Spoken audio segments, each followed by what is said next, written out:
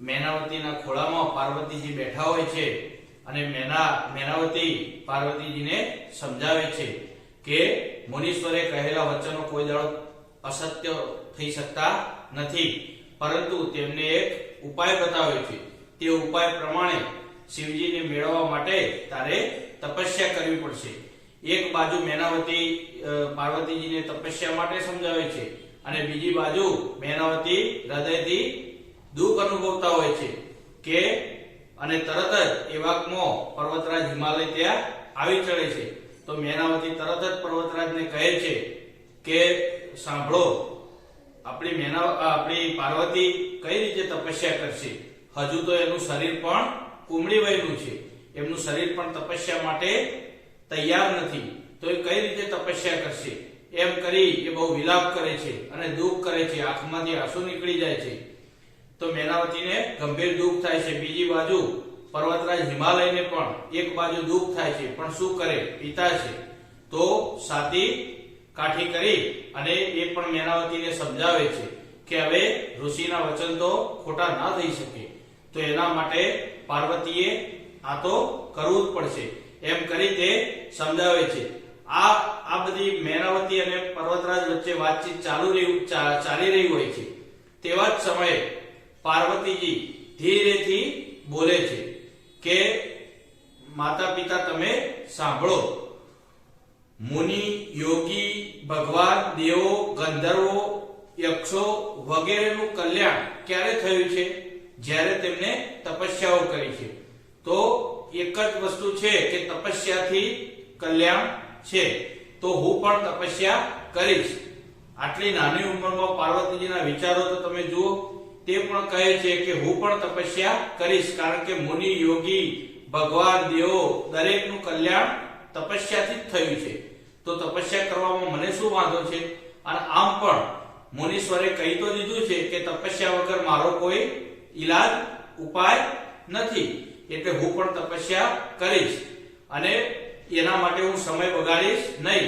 હું તરત જ ઘરેથી નીકળવા માટે તૈયાર છું, મારું શરીર પણ તૈયાર છે। અને બીજી વસ્તુ કે મેં શિવજીને હૃદયમાં ધારણ કરી લીધા છે। શિવજી પ્રત્યે આજનો નહીં, જન્મો જન્મથી મને અત્યંત પ્રેમ છે અને શિવજીના જ અનુરાગમાં હું રહીશ, શિવજીની જ ભક્તિ કરીશ અને શિવજીના ચરણોમાં જ મને સ્થાન મળશે।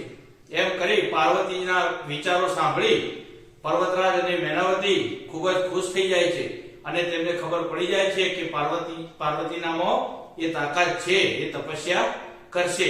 એવું વિચારી તે પાર્વતીને તરત જ રજા આપી દે છે અને કહે છે કે બેટા તું નીકળ હવે તપસ્યા માટે। ત્યારે પાર્વતીજી બધી તૈયારીઓ કરી ઘરેથી તપસ્યા માટે એક વસ્ત્ર લપેટી અને સંપૂર્ણ વસ્તુનો ત્યાગ કરી ઘરેથી માતા પિતા ઘર બાર સુખ સગવડનો ત્યાગ કરી ઘરેથી પાર્વતીજી નીકળી જાય છે।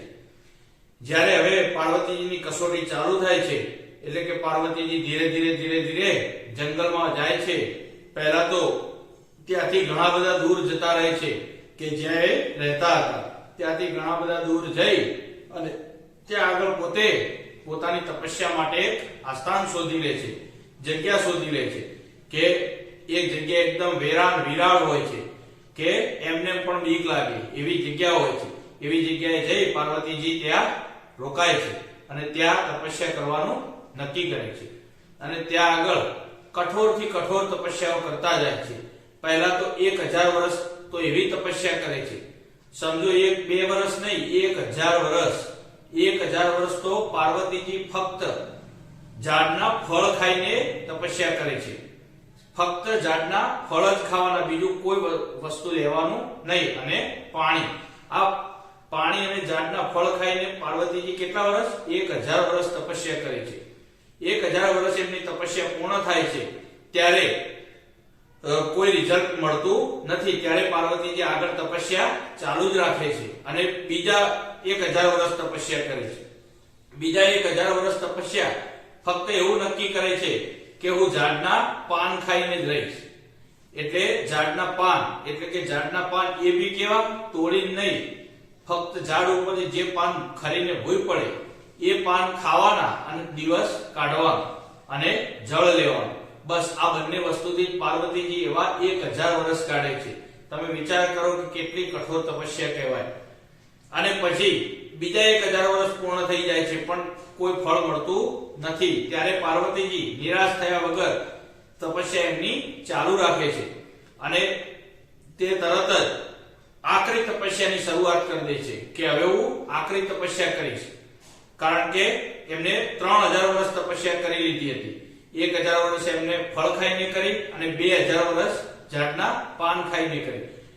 અને ચોથા 3000 વર્ષ પછી પાર્વતીજી એકદમ નિર્ધાર કરે છે કે હવે તો તપસ્યાનું ફળ મેળવીને જ રહીશ.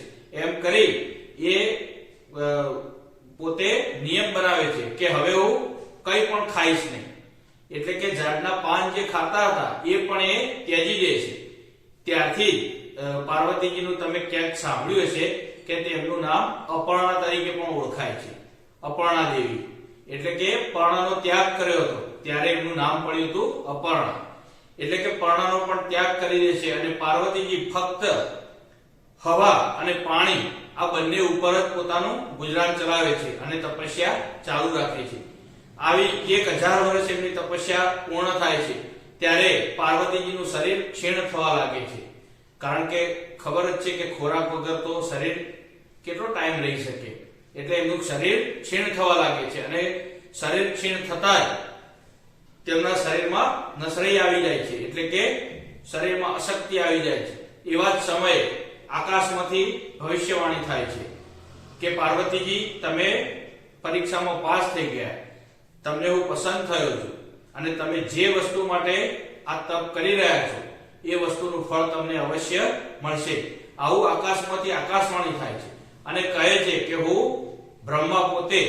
બ્રહ્માજી પોતે આવે છે અને કહે છે કે હું બ્રહ્મા પોતે પાર્વતીજી તમને આશીર્વાદ આપું છું કે તમે જે મનોકામનાથી આ તપસ્યા કરી છે તો આ તમારી આ કઠોર તપસ્યા જીવનભર પૂજનીય રહેશે અને લોકો તમને આનાથી યાદ કરશે. એમ કહી અને બ્રહ્માજી ભવિષ્યવાણી આકાશવાણી કરે છે અને એ આકાશવાણી સાંભળી પાર્વતીજી ખૂબ જ ખુશ થઈ જાય છે અને એમને મનથી એમ થાય છે કે મને હવે ફળ મળશે. ત્યારે બ્રહ્માજી છેલ્લે કહે છે કે હવે તમને અચૂકથી શિવજી સાથે તમારા વિવાહ સંપન્ન થશે એવા હું તમને આશીર્વાદ આપું છું. પરંતુ જ્યારે અહીંયા તમારા પિતા તમને અહીંયા લેવા આવે ત્યારે તમે હવે ઘરે જતા રહેજો. એમ કરી અને તરત જ બ્રહ્માજી અંતર્ધ્યાન થઈ જાય છે. તો પાર્વતીજીને તરત ખબર પડી જાય છે કે મારી તપસ્યા પૂર્ણ થઈ અને પાર્વતીજી કહે છે કે બ્રહ્માજી એવું બોલીને ગયા તમારા પિતા લેવા આવે ત્યારે જજો, એટલે અત્યારે જવાય નહીં. એમ કરી તપસ્યા ફરીથી ચાલુ જ રાખે છે. એક બાજુ પાર્વતીજીની આવી કઠોર તપસ્યા જોઈ દેવો પણ ખુશ થઈ જાય છે કે આટલી નાની ઉંમરમાં આવી કઠોર તપસ્યા. તમે વિચારો કે આના ઉપરથી આપણે એક વસ્તુ જોઈએ કે આપણે અત્યારે હાલ આ સંસાર જીવનમાં પણ આ પાર્વતીએ જે તપસ્યા કરી એના ઉપરથી આપણે અહીંયા શ્રાવણ માસમાં એક તપસ્યા થાય છે જે ફક્ત સ્ત્રીઓ જ કરે છે અને એ પણ કુંવારી સ્ત્રીઓ કરે છે. લગભગ એનું નામ છે જયા પાર્વતી વ્રત કે એવું કંઈક કરે છે ને. હા, તો એ જયા પાર્વતી વ્રત કરે છે. પરંતુ આ પાર્વતીજીની તપસ્યા જુઓ અને આપણે અત્યારે કરી રહ્યા છીએ તપસ્યા જુઓ. અત્યારે કરી રહ્યા છે એ ખોટી છે એવું નથી કહેતો, પરંતુ તમે જુઓ તપસ્યા એટલે શું. પહેલા તપસ્યાનું મૂળ જાણવું જોઈએ કે તપસ્યા હું કેમ કરું છું, એ કરવાથી શો લાભ એટલે કે મારા શરીરનો કર્મનો કોઈ તો લાભ થવો જોઈએ. તો તપસ્યા હું કેમ કરું છું તો એ લગભગ 5 દિવસનું કંઈક વ્રત હોય છે એવું મેં સાંભળ્યું છે.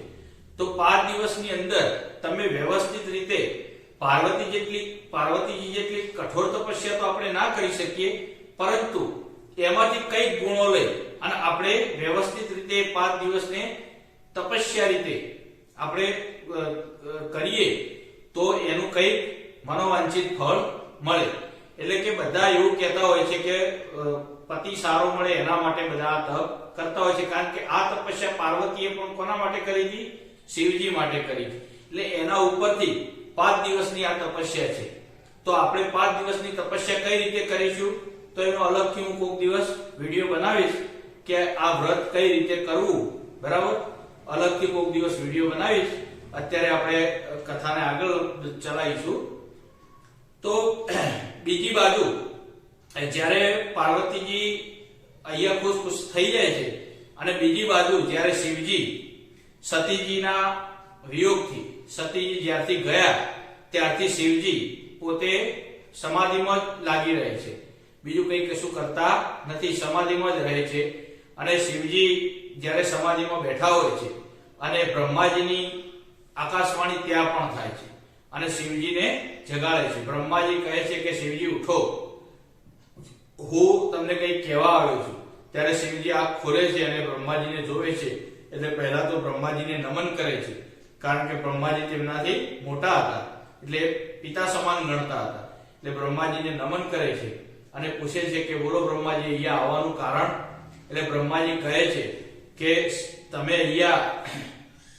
તમે તો સૌના તારણહાર છો, પણ તમે અહીંયા કેટલા વર્ષથી તપસ્યા કરી રહ્યા છો તેની કઈ ખબર નથી, પરંતુ તમારી તપસ્યા કોઈ કરી રહ્યું છે અને કઠોરથી કઠોર તપસ્યા એને કરી છે અને હું એને આકાશવાણી કરીને આવ્યો છું અને એને ફળ આપવાનું વરદાન આપીને આવ્યો છું. તો તમે એને સત્ય કરજો એમ કહી એ બ્રહ્માજી શિવજીને કહે છે. ત્યારે શિવજી પૂછે છે કે શું વરદાન ને તમે શું વાત કરો છો, મને કઈ ખબર નથી. ત્યારે પછી સઘળી વાત બ્રહ્માજી શિવજીને કરે છે કે પાર્વતીજી તમારી તપસ્યા કરી છે અને એમને કઠોર તપસ્યા કરી છે, 4000 વર્ષ તપસ્યા કરી છે તમને મેળવવા માટે. તો તમે પણ, તમારું પણ હિત એમ જ છે, કારણ કે પાર્વતીજી એ સતીનો અવતાર છે, સતીનો બીજો અવતાર છે. હિમાલય અને મેનાના ત્યાં એમને અવતાર લીધો છે અને તમારા ચરણોમાં અનુરાગ રાખીને જન્મો જન્મ સુધી તમારા જ રહે એવું એમને વરદાન માંગી લીધેલું છે. એટલે હવે તમે ખટ છોડો અને તમે વિવાહ માટે તૈયાર થઈ જાઓ એમ કરી બ્રહ્માજી સમજાવે છે. ત્યારે શિવજી ના પાડે છે કે ના, હવે હું લગ્ન કરીશ નહીં, હવે હું ધ્યાનને સમાધિમાં જ લાગેલો રહીશ. ત્યારે બ્રહ્માજી થોડા ગુસ્સામાં આવી જાય છે અને શિવજીને કહે છે કે હું આદેશ કરું છું કે તમારે હવે પાર્વતી જોડે લગ્ન કરવા પડશે. ત્યારે શિવજી એમની આજ્ઞા શબ્દ વાપર્યો એટલે તરત જ શિવજી માની જાય છે અને કહે છે કે સારું બ્રહ્માજી, તમે કહો છો તો હું એમ કરી લઈશ.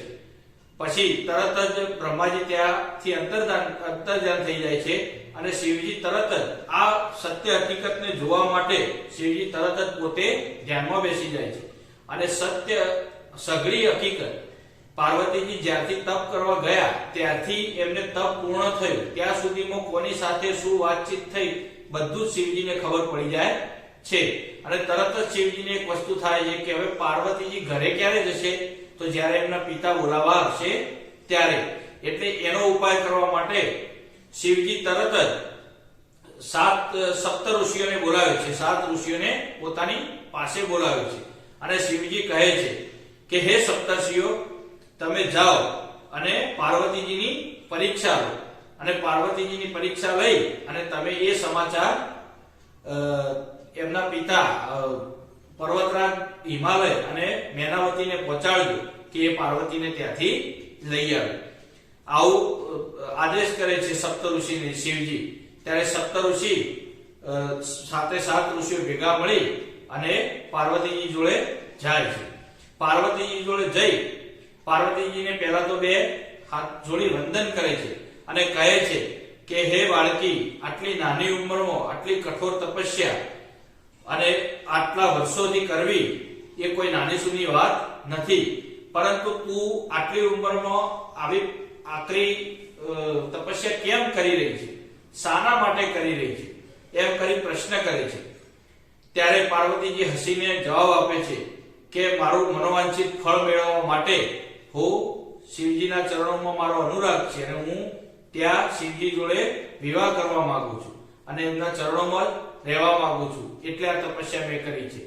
ત્યારે તરત જ સપ્ત ઋષિઓ હસે છે, 7 ઋષિઓ હસવા લાગે છે કે ઓહો, શિવજી માટે કે જેનો કોઈ વેશ નથી, જેનો કોઈ પહેરવેશ નથી, જે માગીને ખાય છે, સતીજીના ગયા પછી એનું કોઈ રણીધણી નથી, તે ફરતો રહે છે, તે ગળામાં સાપ વીંટીને ફરે છે, આવા વ્યક્તિ માટે તેનો વેશ સારો નથી, તેનો રંગ સારો નથી, એમ કરી શિવજીના ઘણા બધા ઉદાહરણો આપે છે અને કહે છે કે આના માટે તું તપસ્યા કરે છે, આનાથી અધિક તો તું અમારા ઉપર વિશ્વાસ રાખ, તો આનાથી અધિક એટલે કે આનાથી ઘણો બધો અધિક એવો હું તમને સારો, શ્વેત, સુંદર, ગુણોવાળો, ભગવાન તરીકે પૂજ્ય એવા પતિ જોડે તારા લગ્ન કરાવીએ.